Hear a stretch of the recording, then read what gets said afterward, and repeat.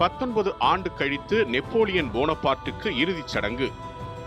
1840 December 15ஆம் தேதி 19 ஆண்டுகள் கழித்தும் ஒரு பேரரசரின் சக்தி குறையாது என்பதை உலகம் கண்ட நாள்.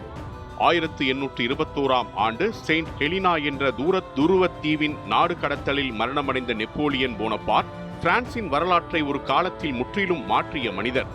அவர் இறந்தபோது ஐரோப்பா முழுவதும் பரவிய அரசியல் பதட்டங்களும் பிரான்ஸ் இங்கிலாந்து உறவுகளின் கடுமையும் அவருக்கு உரிய அரசு மரியாதை வழங்க அனுமதிக்கவில்லை.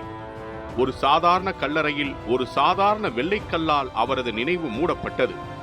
ஆனால் காலத்துடன் நெப்போலியனின் புகழ் மறையவில்லை, மாறாக அது உயர்ந்தது. பிரான்ஸ் மக்களிடம் அவர் மீண்டும் ஒரு தேசிய வீரராக, மரணத்திலும் ஒளிகுன்றாத முன்னேறிய தலைவராக பார்க்கப்பட்டார். இதனால்தான் 1840ஆம் ஆண்டு பிரான்ஸ் அரசு நெப்போலியனின் உடலை மீண்டும் தாய்நாட்டுக்கு கொண்டுவர அரசியல் முடிவெடுத்தது. இங்கிலாந்தும் ஒப்புதல் அளித்த பின் பிரான்ஸ் கடற்படையின் பெல்லே பவுல் எனும் பெரிய கப்பல் செயின்ட் ஹெலினாவை நோக்கி புறப்பட்டு பேரரசரின் உடலை மதிப்புடன் பிரான்சுக்கு திரும்ப கொண்டு வந்தது. இந்த பயணத்தின் திரும்புதல் பாரிஸில் கொண்டாட்டத்துக்கும் துக்கத்துக்கும் கலந்த உணர்வை ஏற்படுத்தியது. டிசம்பர் 15 அன்று நடைபெற்ற அவரது இறுதி ஊர்வலம் பிரான்ஸ் வரலாற்றில் மிகப்பெரிய பொதுத்திரளில் ஒன்றாக பதிவானது. நகரம் முழுவதும் கருப்பு கொடிகள், துக்க அலங்காரங்கள், ஆயிரக்கணக்கான படை வீரர்கள் அணிவகுப்பு என்ற காட்சிகள் அலங்கரித்தன. தங்கம் பொருந்திய பீரங்கி வண்டியில் நெப்போலியனின் மரக்கலம் நகரம் முழுவதும் மெதுவாக எடுத்துச் செல்லப்பட்டது.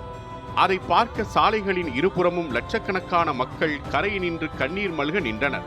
நெப்போலியன் வாழ்ந்தபோது அவர் எழுப்பிய மகத்துவம் மரணித்த பின்னும் இவ்வளவு ஆண்டுகள் கழித்து மக்களின் மனதில் இன்னும் உயிருடன் இருக்கிறது என்பதை இந்த ஊர்வலம் உலகிற்கு நினைவூட்டியது. பின்னர் அவரது உடல் பாரிஸின் லெஸ் இன்வாலிட்ஸ் எனும் வரலாற்று நினைவகத்தில் தங்கம் பூசப்பட்ட கல்லறையில் வைத்து அடக்கம் செய்யப்பட்டது. இன்றும் அது உலகின் மிக முக்கியமான நினைவிடங்களில் ஒன்றாக கருதப்படுகிறது.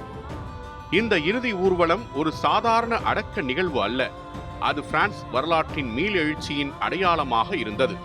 நெப்போலியனின் பெயரை தாங்கிய அவரது சகோதர மகன் லூயி நெப்போலியனின் அரசியல் உயர்வுக்கு இது ஒரு வலுவான பின்புலத்தை உருவாக்கியது. இது பிரான்ஸ் மக்களின் மனதில் நெப்போலியன் மீண்டும் ஒரு தேசிய சின்னமாக மாறிய தருணமாகவும் அமைந்தது. அந்த நாளில் உலகம் ஒரு உண்மையை புரிந்து கொண்டது. வரலாறு பெரும் மனிதர்களை சோதிக்கலாம், நாடுகள் அவர்களை நாடு கடத்தலாம், ஆனால் மக்கள் மனம் ஒருபோதும் அவர்களை மறக்காது.